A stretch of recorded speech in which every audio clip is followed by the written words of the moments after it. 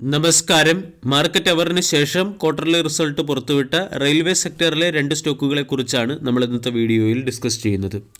ഒന്നാമത്തെ stock RVNL ഇന്ന് 0.018% ഇടിഞ്ഞ് 280 രൂപയ്ക്കടുത്ത് ക്ലോസിംഗ് നൽകി. 58,000 കോടി രൂപയുടെ മാർക്കറ്റ് ക്യാപ്പുള്ള കമ്പനിയുടെ വാല്യൂഷൻ 41.79, ഡിവിഡൻഡ് ഈൽഡ് 0.76%. സ്റ്റോക്കിൻ്റെ 52 വീക്ക് ഹൈ 345. 52 വീക്ക് ഹൈയിൽ നിന്നും സ്റ്റോക്ക് കൺസിഡറബിൾ ഡിസ്കൗണ്ട് ലഭിക്കുന്നു. RVNLൻ്റെ പ്രോഫിറ്റും റവന്യൂവും ഇയർ ഓൺ ഇയറിലും ക്വാർട്ടർ ടു ക്വാർട്ടറിലും 6% ഇടിഞ്ഞിട്ടുണ്ട്. കഴിഞ്ഞ വർഷം ഡിസംബർ ക്വാർട്ടറിൽ 382 കോടി രൂപയുടെ പ്രോഫിറ്റ് ആയിരുന്നു കമ്പനി നേടിയത്. ഇപ്പോൾ പ്രോഫിറ്റ് 6.2% ഇടിഞ്ഞ് 388 കോടിയിലേക്കെത്തി. കൂടാതെ കമ്പനിയുടെ റവന്യൂ 6.4% ഇടിഞ്ഞത് 5012 കോടിയിൽ നിന്നും 4689 കോടിയിലേക്കാണ് കമ്പനിയുടെ റവന്യൂ ഇടിഞ്ഞിരിക്കുന്നത്. ഇനി സീക്വൻഷ്യലി നോക്കുകയാണെങ്കിൽ സീക്വൻഷ്യലി പ്രോഫിറ്റിലും റവന്യൂവിലും ഇടിവ് കാണാൻ സാധിക്കും.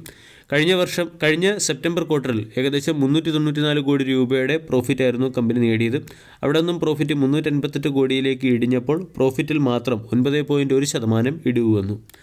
റവന്യൂ ഫ്രം ഓപ്പറേഷൻ 4914 കോടിയിൽ നിന്നും 4600 കോടിയിലേക്ക് ഇടിഞ്ഞിട്ടുണ്ട്. ഏകദേശം കഴിഞ്ഞ ക്വാർട്ടറുമായി താരതമ്യപ്പെടുത്തുമ്പോൾ 4.6% ഇടിവാണ് റവന്യൂ ഫ്രം ഓപ്പറേഷനിൽ വന്നിരിക്കുന്നത്.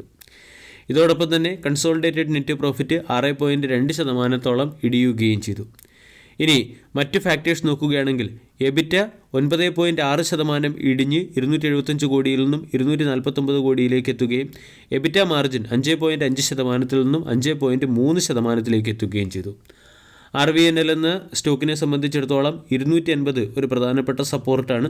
250 എന്ന സപ്പോർട്ട് നഷ്ടപ്പെട്ടാൽ സ്റ്റോക്ക് ചിലപ്പോൾ 200 എന്ന ലെവലിലേക്ക് എത്തിയേക്കാം. ഓൾ ടൈം ഹൈയിൽ സ്റ്റോക്ക് എത്തിയതിനു ശേഷം അവിടെ നിന്നും തുടർച്ചയായ 3 ആഴ്ച RVNL എന്ന സ്റ്റോക്കിൽ പ്രോഫിറ്റ് ബുക്കിംഗ് കാണാൻ സാധിച്ചു. രണ്ടാമത്തെ സ്റ്റോക്ക് ഇർകോൺ ഇന്റർനാഷണൽ ലിമിറ്റഡ്. ഇന്ന് ഇർകോൺ 0.59% ഇടിഞ്ഞ് 228 രൂപയ്ക്കടുത്ത് ക്ലോസിംഗ് നൽകി. 21,000 കോടി രൂപയുടെ മാർക്കറ്റ് ക്യാപ്പുള്ള കമ്പനിയുടെ valuation 24.30, dividend yield 1.31%, 52 week high 280. RVNL പോലെയല്ല ഇർകോൺ ഇന്റർനാഷണലിൻ്റെ റിസൾട്ടിൽ കമ്പനിയുടെ പ്രോഫിറ്റും റവന്യൂവും ഇയർ ഓൺ ഇയറിൽ 20%-ന് മുകളിലേക്ക് ഉയർന്നിട്ടുണ്ട്. കമ്പനിയുടെ കൺസോളിഡേറ്റഡ് നെറ്റ് പ്രോഫിറ്റ് 190 കോടിയിൽ നിന്നും 28.8% ഉയർന്ന് 244 കോടിയിലേക്കെത്തി. കൺസോളിഡേറ്റഡ് റവന്യൂ 22.9% വർദ്ധിച്ച് 2884 കോടിയിലേക്ക് എത്തുകയും ചെയ്തു. കൂടാതെ കമ്പനിയുടെ എബിറ്റ 63.2% വർദ്ധിച്ച് 231 കോടിയിൽ നിന്നും 378 കോടിയിലേക്ക് എത്തി. എബിറ്റ മാർജിൻ 270 ബേസിസ് പോയിൻ്റ് ഉയർന്ന് 12.6%-അടുത്തെത്തുകയും ചെയ്തു. ഇതോടൊപ്പം തന്നെ ഓർഡർ ബുക്ക് പരിശോധിക്കുകയാണെങ്കിൽ ഓർഡർ ബുക്കിൽ കമ്പനിയുടെ ഓർഡറുകൾ തുടർച്ചയായി കുറഞ്ഞു വരുന്നത് കാണാൻ സാധിക്കും. സെപ്റ്റംബർ ക്വാർട്ടറിൽ ഏകദേശം 32,182 കോടി രൂപയുടെ ഓർഡറായിരുന്നു ഉണ്ടായത്. അതിപ്പോൾ 29,436 കോടിയിലേക്ക് കുറഞ്ഞിട്ടുണ്ട്.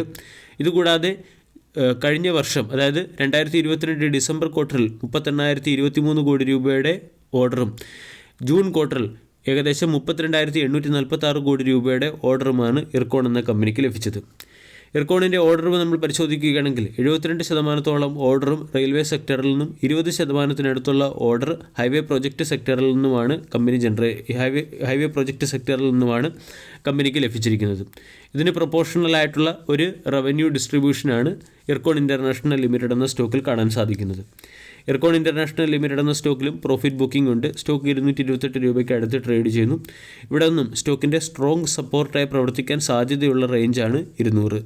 വീഡിയോ എല്ലാവർക്കും ഇഷ്ടമായി എന്ന് വിശ്വസിക്കുന്നു. താങ്ക്